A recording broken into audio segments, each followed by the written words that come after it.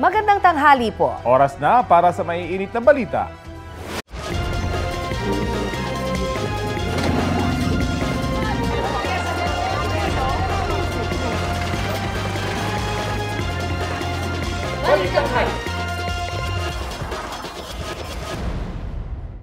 Mainit-init na balita, mga kapuso, mas marami ng lugar sa Metro Manila ang nagkansela ng face-to-face classes. Dahil yan sa inaasahang mapanganib na heat index o matinding damang init ngayong Lunes. Batay po sa anunsyo ng kanilang mga LGU, kanselado ang panghapong klase sa Maynila at Marikina.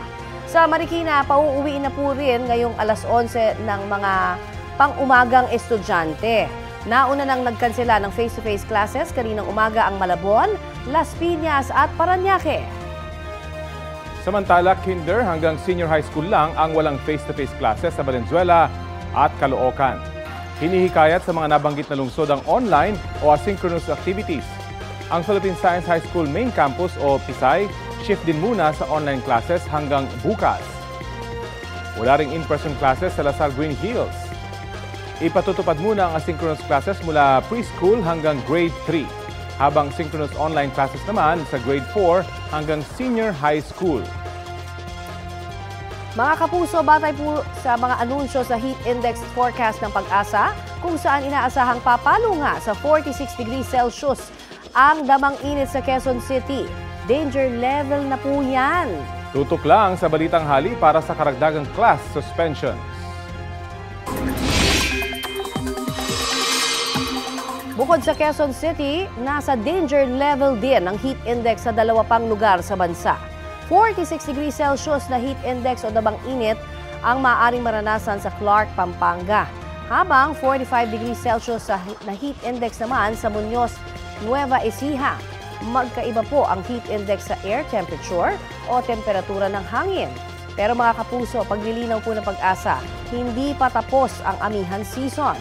Normal lang daw ang minsay biglang pag-iral ng malakas ng easterlies, kaya nakakaranas din ng mainit na panahon. Indikasyon ito ang napapalapit na nga ang tag-init.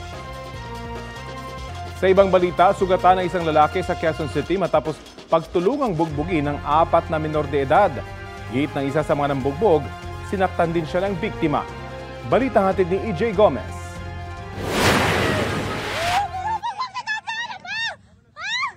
Nangyari yan sa barangay Pasong Tamo sa Quezon City kagabi matapos umunong pagtulungang bugbugin ng 4 na menor de edad ang isang lalaki.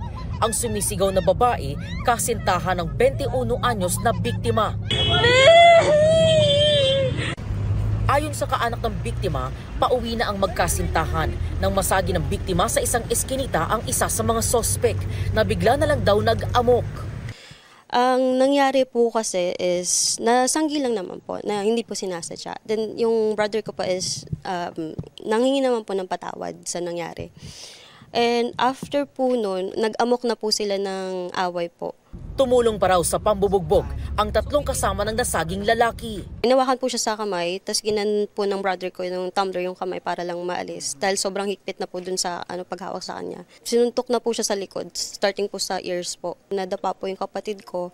Pinipilit pa po nilang itayo kahit na natumba na siya para suntukin ulit. Nagtamo ng mga sugat sa iba't ibang parte ng katawan at mukha ang biktima. Nagsusuka na rin po siya. At hindi na rin po makatayo dahil po yung likod niya po is masakit na, may tadyak din na po sa likod niya, may sipa.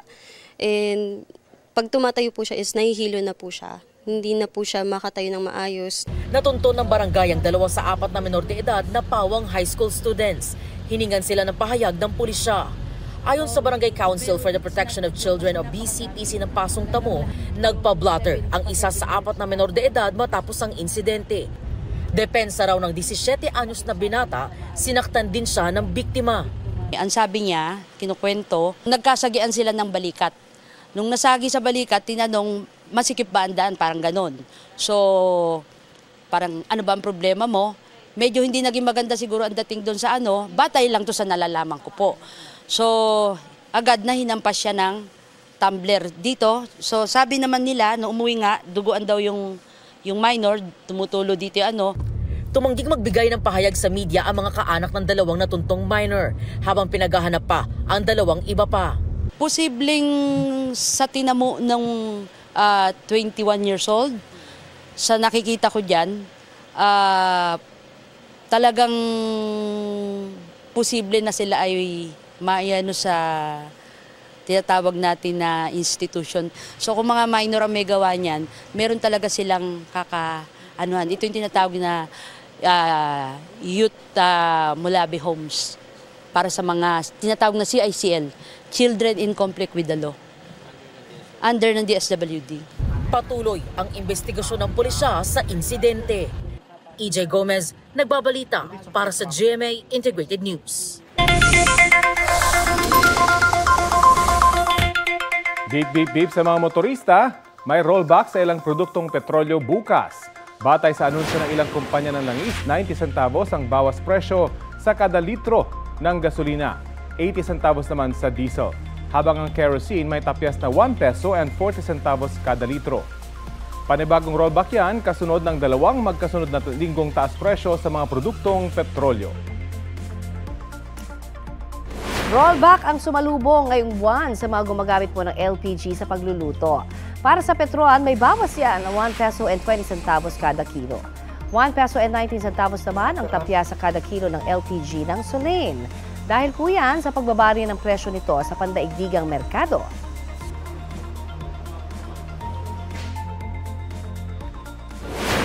Paalala po sa mga motorista, epektibo na po ang dagdag toll sa North Luzon Expressway o NLEX. Para sa open system o yung mula Balintawak hanggang Marilao, Bulacan, 79 pesos na ang babayaran ng Class 1 vehicles tulad ng mga kotse at SUV. 199 pesos naman ang bagong singil sa Class 2 vehicles tulad ng mga bus at maliliit na truck at 238 pesos sa Class 3 vehicles. Kung end-to-end ang biyahe mula Metro Manila hanggang Santa Ines sa Mabalacat, Pampanga, 416 pesos ang babayaran ng Class 1 vehicles, 1,039 pesos ang bagong toll ng Class 2 at 1,247 pesos sa Class 3. Ang taas singil ay inaprubahan ng Toll Regulatory Board kaugnay sa mga petisyon ng NLEX noong 2022 pero hindi pa naipatupad noong 2023. Target simulan ngayong Marso ang rehabilitasyon sa EDSA na posible pong makaapekto sa operasyon ng bus carousel. At kaugnay niyan ay nangangambaho ang ilang commuter na madaragdagan din ang oras nila sa biyahe. Balitang hatid ni EJ Gomez. Araw-araw sumasakay ng bus si Ana papasok sa kanyang trabaho. Madaling araw pa lang umaalis na raw siya sa kanilang bahay sa Commonwealth Avenue patungo sa pabrika na pinagtatrabahuhan niya sa Balintawak. Ang biyahe raw niya tumatagal ng kalahating oras o higit pa. Kung matraffic at may pila sa EDSA bus carousel, aabot daw yan ng mahigit 1 oras. Kung sisimulan ng isara ang bus lane para magbigay daan sa EDSA rehabilitation, baka raw abutin pa ng 1.5 oras ang kanyang arawang biyahe. Pag ganun ang ginawa nila, hassle yun sa mga commuters. Pagka ganun kasi, ang ginagawa ko, nag-a-adjust ako ng oras. Yes po. Ano po? Inaagahan ko po ng alis sa bahay. Apektado rin daw ng magiging EDSA rehab ang biyahe ng security guard na si Rene na sumasakay ng bus mula Quezon Avenue patungong Cubao para kumuha ng sahod kada cut-off. Masyado na siguro magulo sa daanan at matraffic na kasi parang wala na yung mismong daanan ng bus. Hindi na makabilis kung may pasok ka, hindi na po mabilis kasi wala na sariling daanan po. Ayon sa DPWH, ngayong Marso, target simula ng EDSA rehabilitation. Gagawin ang rehabilitasyon sa isang northbound at 15 southbound segments ng EDSA. Patitibayin daw ng pamahalaan ng road riding surface, pavement durability at kabuuang safety ng mga commuter. Abot sa 7.3 bilyong piso ang kinakailangang pondo para sa EDSA rehabilitation. Hindi ako sure na masosolusyonan yung traffic kasi crowded na. Sobrang dami ng sasakyan. EJ Gomez, nagbabalita para sa GMA Integrated News. Naglalakad ang isang lalaki sa gilid ng kalsada sa Barangay Ignacio sa San Pablo City, Laguna. Maya-maya biglang sumampa sa sidewalk ang isang SUV na matulin daw ang takbo at nasalpok ang lalaki. Sa lakas ng impact, bumaligtad ang sasakyan. 2 bahay rin ang nadamay. Dinala naman sa ospital ang lalaking biktima pero hindi na umabot ng buhay. Batay sa investigasyon, nakatulog umano ang driver habang nagmamaneho. Mahaharap siya sa reklamong reckless imprudence resulting in homicide at damage to properties. Walang pahayag ang driver. Samantala, Fire Prevention Month na po. Kaninang umaga nga lang ay ginising ng sunog ang ilang residente sa Barangay Alabang sa Muntinlupa. Pahirapan po ang pag-apula ng apoy dahil sa problema sa supply ng tubig. Ang mainit na balita hatid ni Bam Alegre. Ganito kalakas ang siklab ng apoy sa residential fire na ito sa Sitio Masagana, Barangay Alabang, Muntinlupa, pasado alas 5 ng umaga. Inakyat ito sa third alarm ng Bureau of Fire Protection dahil naging problema ang supply ng tubig. Gumamit din ng thermal drone para makita ang konsentrasyon ng apoy na tumupok sa tinatayang 50 bahay. 6:33 ng umaga, nakontrol ang sunog at tuluyan na naapula ng 7:08 AM. Isang residente raw na nag-hyperventilate at binigyan ng first aid. Mabilis daw ang mga pangyayari ayon sa mga residente, kaya mabuting nailigtas nila ang mga kaanak kahit hindi na nasalba ang mga gamit. Gulat na lang po kami, bigla na lang po musbong yung apoy. Buti na may nagising sa amin isang tao. Ang bahay namin, ubos, pati tindahan namin, ubos, wala talaga kaming natira. Pasalamat kami kay Lord dahil lahat ng mga apo ko nandito. Tinutukoy pa ang halaga ng pinsala pati ang posibleng sanhi ng apoy. Initial na information na nanggaling po or nagsimula po ang sunog sa isang two-story na residential unit, residential house. So ito pong bahay na ito, ang aming pong alam ay ang baba po ay concrete while the second floor is light materials. So doon po nagsimula ang sunog sa first floor. Bam Alegre, nagbabalita para sa GMA Integrated News. Kabi-kabilang sunog din ang naitala kahapon sa ilang lungsod sa Metro Manila. Nasunog ang isang residential area sa Barangay Pasong Tamo, Quezon City. Ayon sa ilang fire volunteer, nakontrol ang apoy makalipas ang halos 30 minuto. Sa Barangay Marilag, nagkasunog din sa ilang apartment. Nagkasunog din sa Pandakan sa Maynila na agad nirespondihan ng mga bumbero at volunteer.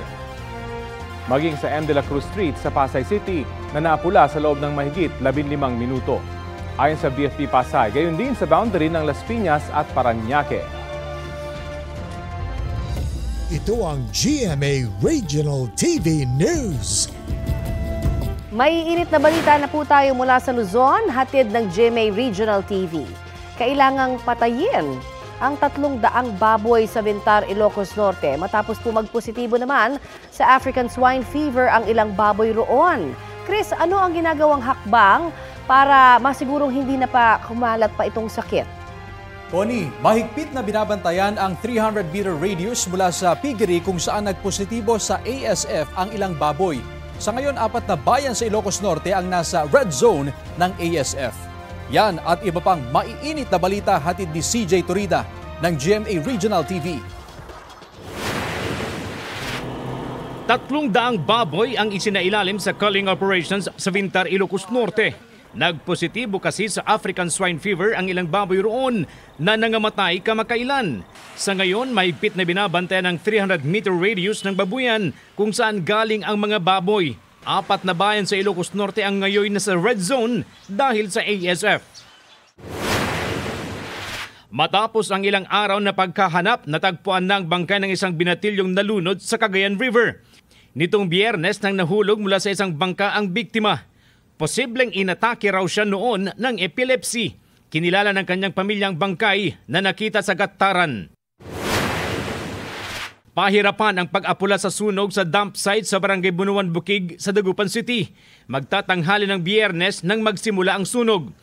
Ngunit umabot ng ilang oras bago ideklarang kontrolado na ang apoy dahil sa mainit na panahon at malakas na hangin. Naniniwala ang Bureau of Fire Protection na human-induced o gawa ng tao ang pinagmulan ng apoy. Kasi nga po may mga kababayan tayo doon pag nakangalakal. Isang naging practice kasi nila ma'am pag mayroon silang mga nakalakal ma'am na mga electric wire ma'am para makuha po yung copper wire niya ma'am. Susunugin nila ngayon yung insulation. Minomonitor pa rin ang sitwasyon sa dump site. CJ Torida ng GMA Regional TV. Nagbabalita para sa GMA Integrated News. 14 ang sugatan matapos na araruhin ng isang dump truck ang 8 sasakyan sa Tuwi, Batangas. Batay sa investigasyon, patungo Cavite ang truck nang mawalan ito ng preno sa pababang bahagi ng daan sa Barangay Luntal. Nahagip nito ang isang pampasaherong bus. Nadamay rin sa insidente ang 7 pang sasakyan na nakaparada sa gilid ng isang convenience store. Tumagilid ang truck at tumapon sa daan ang dala nitong lupa. Dinala ang mga sugatan sa 2 ospital malapit sa pinangyarihan ng insidente. Nagdulot naman ng pagbigat sa daloy ng trapiko ang insidente. Walang pahayag ang driver ng truck habang nagpapatuloy ang investigasyon.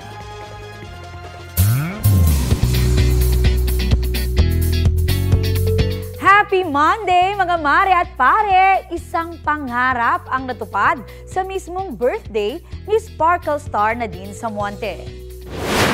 Yan ang pagrampa sa isang fashion show.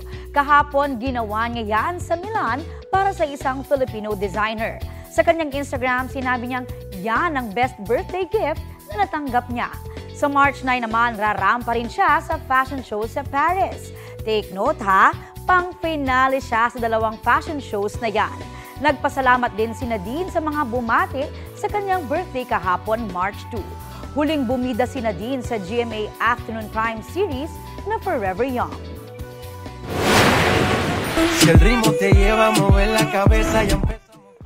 Classy dance moves naman ang ipinakita ni Kapuso Global Fashion Icon Heart Evangelista sa kanyang Instagram. Suot ang all-white outfit. Para yan sa pag-attend niya sa isa ring fashion show sa Milan Fashion Week noong February, matapos ang kanyang 40th birthday. Sa ibang balita, kabilang sa mga iniimbestigahan ngayon ng mga otoridad ang mga Anilay Muscle Group ng mga Pogo.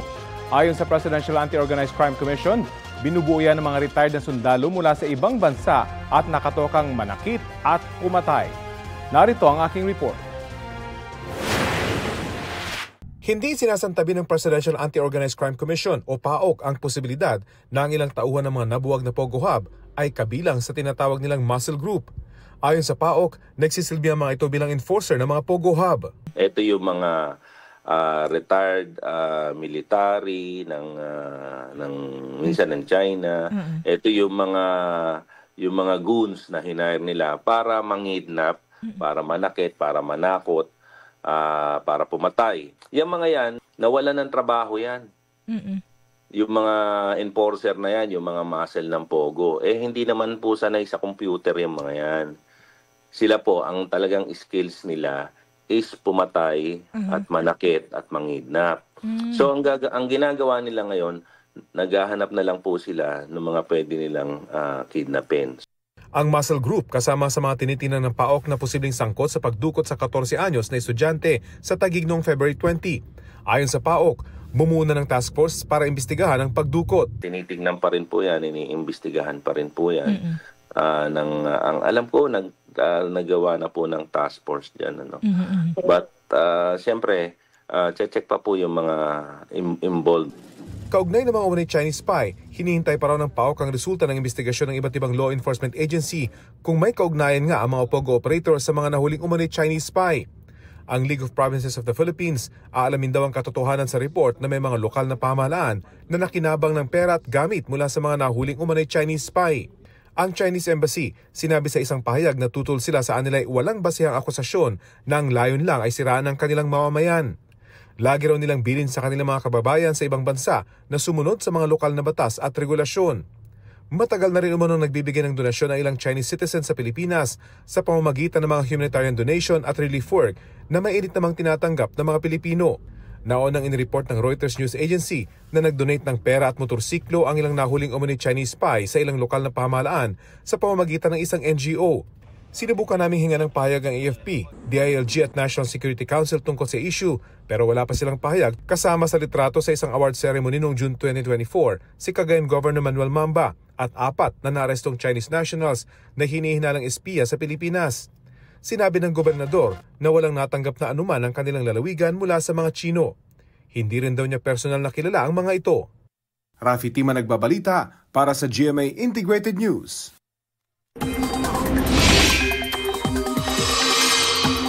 Mahina po sa ngayon ang hanging amihan pero paglilinaw po ng pag-asa. Inaasahang magtatagal pa ang amihan hanggang kalagitnaan ng Marso. Ngayong Lunes na itala ang 15 degrees Celsius na pinakamababang temperatura sa La Trinidad, Benguet. 16.6 degrees Celsius sa Baguio City, habang 23.6 degrees Celsius dito po sa Quezon City. Ayon sa Pag-asa, nasa transition na tayo papalapit sa panahon ng tag-init, kaya posible na ang biglaang pagbugso ng easterlies o ng mainit na hangin galing Pacific Ocean. Marso na, ramdam nyo na ba ang init? May mga lugar na nagsuspindi ng klase dahil sa inaasahang mataas na heat index na aabot sa danger level. Kausapin natin si Pag-asa Senior Weather Specialist Glyza Escolar. Magandang umaga at welcome po sa Balitang Hali. Magandang umaga rin sa iyo, Rafi. Opo, hanggang kailan po ba natin mararanasan yung amihan? Ina-expect po natin na magtatagal ang amihan hanggang second half po ng March. Yun po yung usual end po ng ating amihan. Pero sa ngayon po ay, kung mapapansin niyo po simula kahapon ay easterlies na po ang weather system na umiiral po sa buong bansa. Ang easterlies po ang nagdadala ng mainit at manisang panahon sa ating bansa. Pero normal po ba yon na mula sa malamig na panahon, biglang-bigla, na iinit at aabot pa ng danger level, yung heat index? Yes po, posible po yun dahil po ngayon ay buwan na po ng Marso at gaya po ng aking nabanggit kahapon po ay buong bansa po umiiral ang easterlies. Ang amihan po ay bahagyang humina. Simula po ngayong first week ng March ay tuloy-tuloy na po na iiral po ang easterly sa buong bansa. Magpapalitan na po ito at ng amihan and then eventually po ay tuluyan na pong hihina ang amihan. Ina-expect po natin yan ay mag-e-end na po ito ng second half ng March. Opo. Bukod po dito sa NCR, sa mga lugar pa kaya posibleng makaranas ng heat index na nasa danger level? Ayan po sa ating forecast ay bukod po sa Metro Manila, posible rin po ito dito po sa may Pampanga at Nueva Ecija. At bukas naman po, bukod sa Pampanga at Nueva Ecija at Metro Manila, ay pwede rin pong pumalo sa danger level ang heat index po natin dito sa Olongapo City at sa may Bulacan. Opo. Base po sa inyong pagbabantay, ano ba yung parameters para opisyal nga po magdeklara ng pagsisimula ng dry season o ng tag-init? Ang nagmo-monitor po ng ating pagtatapos po ng ating dry season ay ang ating Climatological Division. Tinitingnan po nila ang tuluyang paghina po ng amihan sa mainland China at ang pagtaas ng temperatura po sa mga piling istasyon po sa ating bansa, lalo na po dito sa may Luzon at silangang bahagi po ng ating bansa. May tuturing po bang maaga na pumasok yung panahon na meron ng danger level na heat index o normal lamang na ganitong kaaga na pumasok itong ganitong heat index level? Sa ngayon po ay normal pa naman po itong ganitong heat index level pero mas mataas po ito pagdating po ng Abril. Gaano po kaya kataas yung pinakamataas na pwedeng maranasan nating mga kababayan pagdating sa danger level na init? In general po sa buong bansa, ina-expect po natin na pwede kumabot po ng 53 degrees po ang ating heat index. 53 degrees. So talagang delikado na po ito. Hindi mo pwedeng lumabas? Ano mo pwedeng gawin kapag ganito na kainit? Usually po, gaya po ng na-observe last year po na 53 degrees Celsius po na heat index, ay inaabisuhan po natin yung ating mga kababayan na ilimit po ang mga activities po nila bago po magtanghali. At gawin na lamang po ito early morning at yung late afternoon po. At magsuot po ng mga light colored na damit at iwasan din po natin na uminom po ng mga nakalalasing na inumin, yung tsaa at saka yung soda, pati na rin po ng kape. Kung hindi po natin may iwasan, ay pwede po nating dalangan po ang pag-inom nito para maiwasan po natin ang tinatawag po nating heat cramps, heat exhaustion at yung iba naman po kung meron pong mas medyo delikado po o may mahina po ang kanilang kalasugan ay maiwasan din po yung heat stroke. Meron na po bang forecast ng Pag-asa kung mas hahaba yung mga panahon na may danger heat index tayo at sa mga lugar po kaya papalo itong 53 degrees Celsius na heat index? Kaya po ng datos po natin last year ay pumalo po ito sa area po ng Zambales. So, posible po yung mga ganitong matataas na heat index dito po sa Luzon area. Nakikita rin po natin ito sa may area po ng Pangasinan at ilang areas po sa Luzon. Well, paalala na po yan sa mga gusto mag-beach. Sa summer na ganun na kataas po pwedeng pumalo yung heat index. Maraming salamat po sa oras na binahagi niyo po sa Balitang Hali. Maraming salamat din po sa pagkakataon. Si Pag-asa Senior Weather Specialist Glyza Escollar. Kita ang pag-overtake ng truck na yan sa sinusundan nitong bus sa kalsada ng barangay Bugayong, Binalonan, Pangasinan. Kita ring may paparating na kotse sa kabilang lane. Hindi na po nakaiwas ang truck at tuluyang nasalpok ang kotse. Nayupi at nawasak ang harapang bahagi ng kotseng may sakay na mag-asawa. Isinugod sila sa ospital pero pumanaw ang mister na nagmamaneho ng kotse. Sugatan naman ang misis. Nadamay sa insidente ang isang pedestrian matapos masugatan sa paa ng nagliparang debris. Sabi ng driver ng truck sa mga investigador, hindi niya nakita ang unahang bahagi ng kalsada. Nahaharap siya sa kaukulang reklamo. Ito ang GMA Regional TV News. Balita sa Visayas at Mindanao mula sa GMA Regional TV. Patay ang isang motorcycle rider matapos sumalpok sa isang truck sa San Enrique, Iloilo. Cecil, ano nangyari? Rafi, lumipat kasi ang motorsiklo sa linya ng truck na naging dahilan ng salpukan. Yan at iba pang may init na balita hatid ni John Sala ng GMA Regional TV. Dead on arrival ang isang motorcycle rider matapos sumalpok sa truck sa barangay Tambunak, San Enrique, Iloilo. Ayon sa pulisya, papunta sa isang sugar mill ang truck habang pauwi na sa barangay Kubay ang biktima. Lumipat ang motorsiklo sa linya ng truck na naging dahilan ng salpukan. Nasa kustodiya na ng pulisya ang driver ng truck na nahaharap sa reklamong reckless imprudence resulting in homicide. Wala siyang pahayag. Sa Bacolod City naman, patay rin ang isa pang lalaking motorcycle rider. Batay sa investigasyon ng pulisya, mabilis ang pagpapatakbo ng 24 anyos na biktima, kaya siya tumilapon at nagtamo ng matinding sugat sa ulo. Walang pahayag ang kanyang mga kaanak. John Sala ng GMA Regional TV, nagbabalita para sa GMA Integrated News. Bistado ang isang taniman ng marijuana sa Sibulan, Negros Oriental. Ninatayang nasa 32,000 pesos ang halaga ng 160 halamang natuklasan sa Barangay San Antonio. Pinagbuburot yan ng mga otoridad. Ang sospek na nagtanim ng marijuana, huli sa aktong ginagapas ang mga halaman.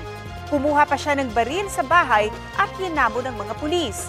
Pero kalaunay napasuko rin. Inamin ng sospek sa pulisya na itinanim niya ang mga marijuana. Mahaharap siya sa patong-patong na reklamo.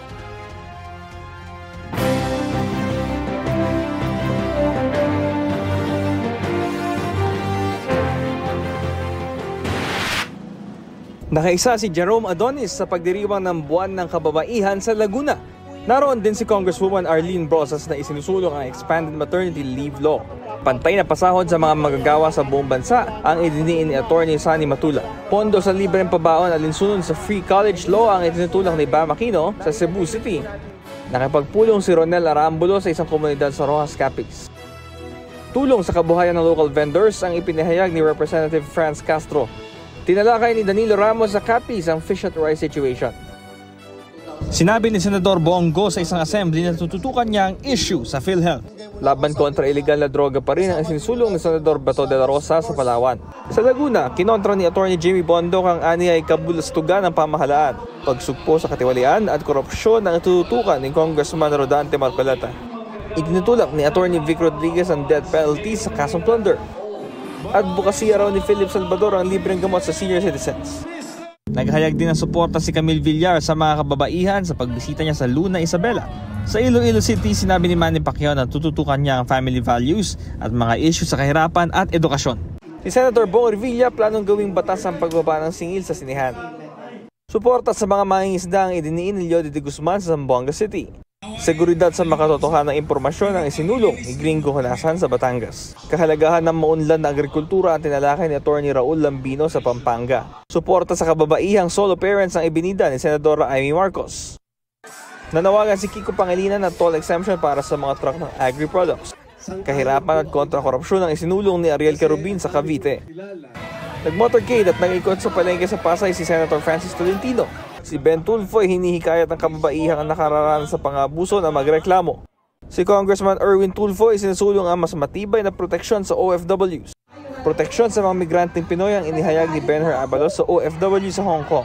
Patuloy namin sinusundan ang kampanya ng mga tumatokong senador sa eleksyon 2025. Bam Alegre, nagbabalita para sa GMA Integrated News.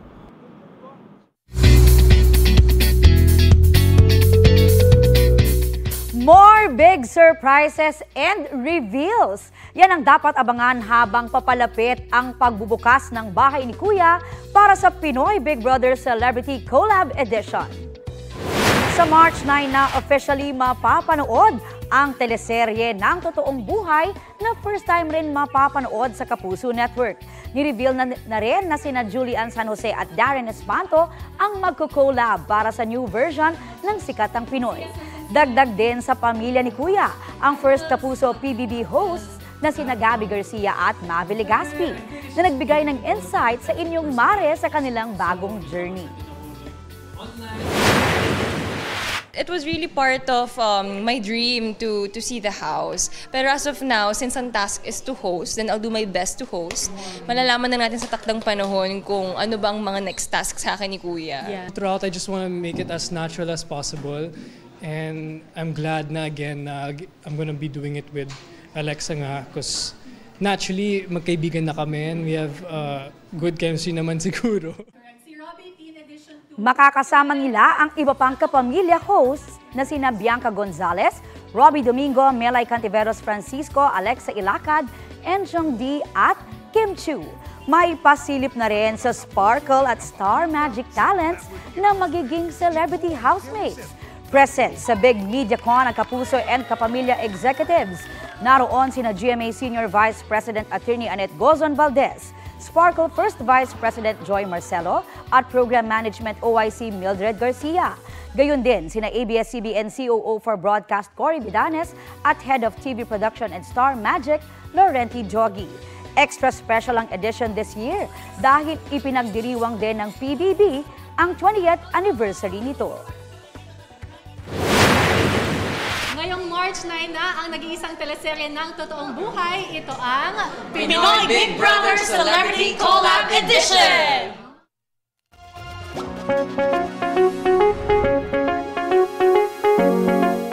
Halos 30 po ang itinaas na mga kaso ng hand, foot, and mouth disease sa Pilipinas mula noong nakaraang taon ayon sa Department of Health.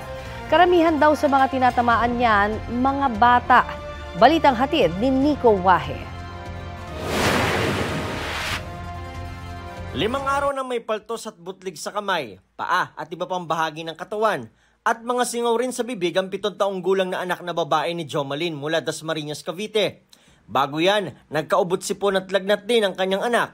Nang dalhin sa doktor, nakumpirmang may hand, foot, and mouth disease o HFMD ang kanyang anak. Ang mas ikinakabahala pa niya, nahawa na rin ang kanyang 4 na taong gulang na anak na lalaki. Ang bilis po makakawa. Grabe. Kaya hindi po namin sila pinapalabas. Lalo medyo dumadami siya. Ayon sa Department of Health, nakakahawa ang HFMD. Kumakalat sa pagtalsik ng laway na may virus. Maaari ring makuha ang virus kapag ang isang tao ay humawak sa kanyang mata, ilong o bibig gamit ang kamay na nahawakan ang bagay na kontaminado ng virus. Ngayong taon hanggang February 22, mahigit 7,500 na kaso ang naitala. Halos triple ang itinaas kumpara sa kaparehong araw noong 2024. 56% ng kabuuang kaso, mahigit 4,200, ay mga edad 4 pababa. Mahigit 2,000 naman ay mga batang edad 5 hanggang 9 na taong gulang. Kung bakit mga bata halos ang tinatamaan? Yung ating hawaan na yung physical contact. So, syempre, ang mga ticketing pag nagsama-sama yan sa eskwelahan, edi ayan na, maglalaro na sila or magkukulitan sila sa classroom, 'di ba? Or magyayakapan. Kung may HFMD, kailangan daw manatili sa loob ng bahay mula 7 hanggang 10 araw. Kung hindi maagapan, maaari raw itong magdulot ng mas malubhang komplikasyon, gaya ng meningitis at encephalitis o pamamaga ng utak. Para maiwasan ng HFMD, palagi maghugas ng kamay. Sa mga kaso ng dengue, ayon sa DOH, may bahagyang pagbaba. Ang mahigit 14,000 na kaso mula January 26 to February 8, 7% na mas mababa kumpara sa mahigit 15,500 noong January 15 to 25. Mababa naman daw ang mortality rate ngayon. Posible raw na marami na kasi nagpupunta sa ospital para magpatingin kaagad sa oras na makaramdam ng sintomas. May fast lane sa mga ospital ngayon sa mga posibleng tinamaan ng dengue. Nico Wahe, nagbabalita para sa GMA Integrated News.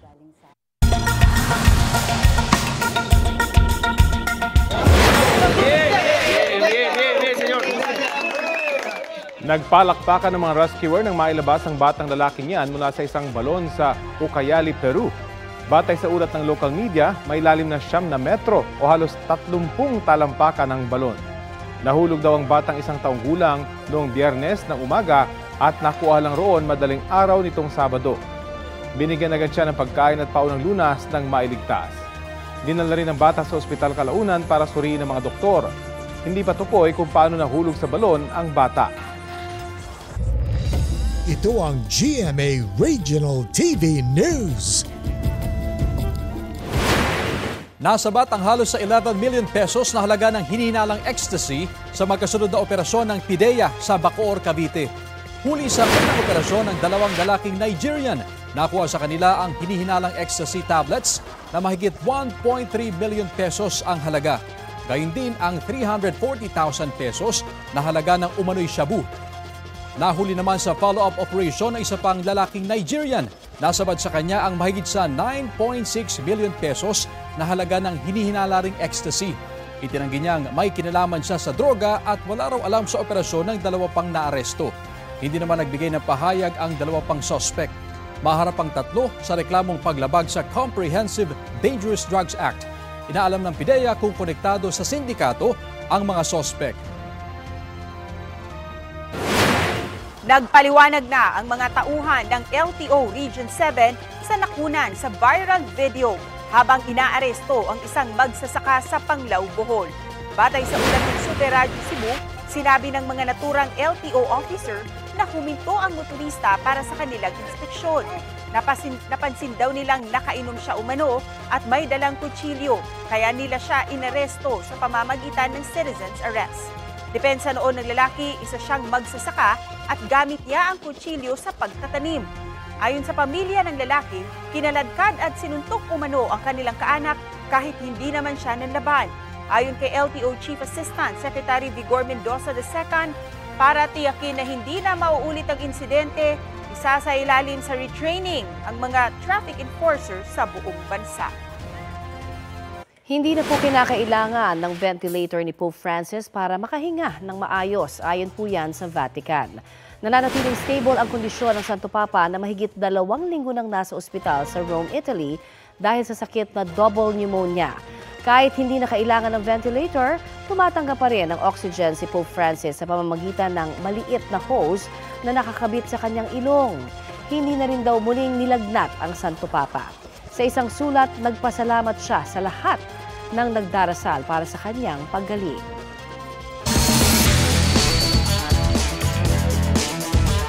Wagi ang Filipino billiard legends na sina Francisco Django Bustamante at Robelin Amit sa mga sinirihang kompetisyon sa Las Vegas, Nevada sa Amerika. Nanaig si Bustamante sa kalabang Aliman sa J. Swanson Memorial Tournament sa score na 11-9. Siya rin ang nagwagi sa one-pocket face-off laban kay Tony Chohan ng Amerika. Si Amit naman, wagi rin sa 2 tournament kabilang ang Women's Challenge of Champions. Congratulations sa inyo!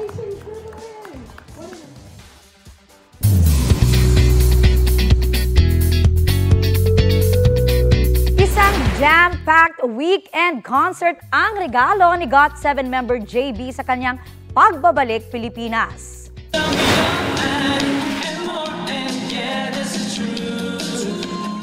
Smooth moves, music versatility at overflowing charisma ang ipinamalas ng K-pop idol sa kanyang tape reload concert sa Pasay. Kaya naman, all-out hiyawan at support ang natanggap niya sa Philo Agassiz. Chika ng fans, worth it ang 2 taong paghihintay para makasama muli ang kanilang idolo.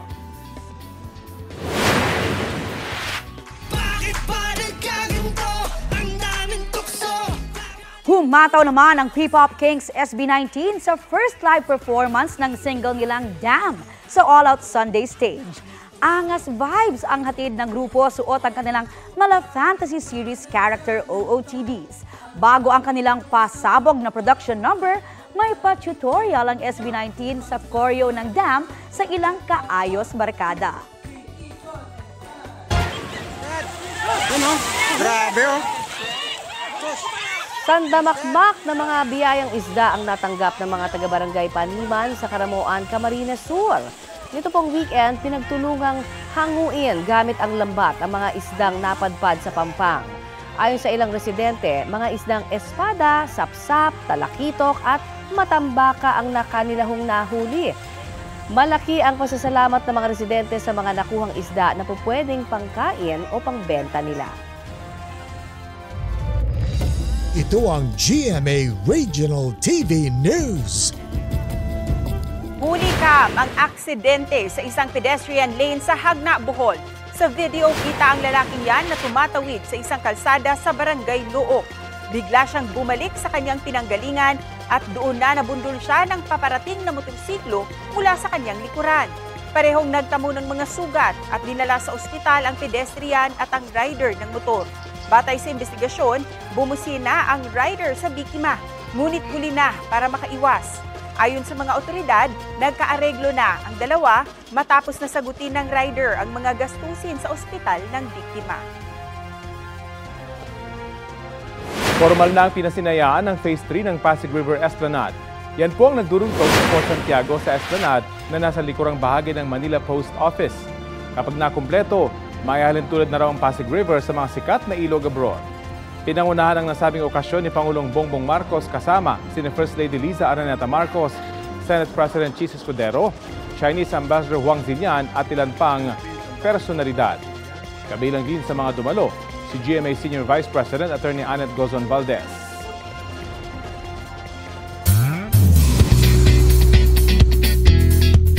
Mga palangga, may bagong online milestone ng GMA Prime series na My Ilonggo Girl. Sa loob kasi ng 3 buwan, achieve ng My Ilonggo Girl ang 1 billion views across all platforms. Kaya naman taus-puso ang pasasalamat ng cast at production ng series. Mas aabangan pa ang mas tumitindig mga eksena sa buhay ni Tata, played by star of the new gen, Jillian Ward. Ano na kaya ang mangyayari sa love story nila ni Francis, played by Michael Sager?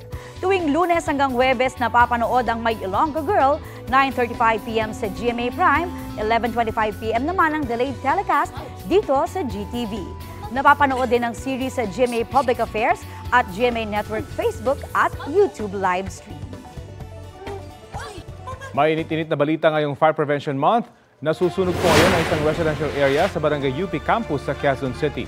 Iniakat na ito sa ikatlong alarma ayon sa mga rumisponding bumbero. Ibig sabihin, 12 fire trucks ang kinakailangan doon. Pahirapan naman daw ang pagpasok doon ng mga bumbero dahil sa masikip na daan. Nagsimula ang sunog pasado alas 9:30 kaninang umaga.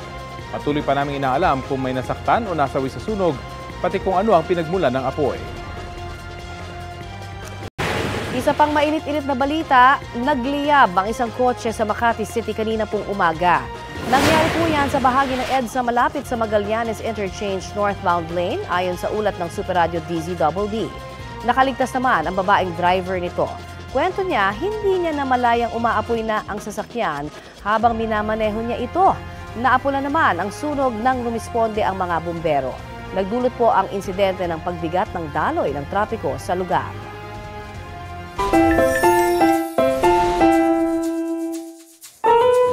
Ito naman, may humahabol sa pakilig kahit tapos na po ang buwan ng pag-ibig. Ang wardrobe malfunction kasi sa talent portion ng isang pageant sa Lupi, Camarines Sur ay nauwi sa isang kilig moment. Sa gitna kasi ng problema ng isang contestant, to the rescue agad ang kanyang partner.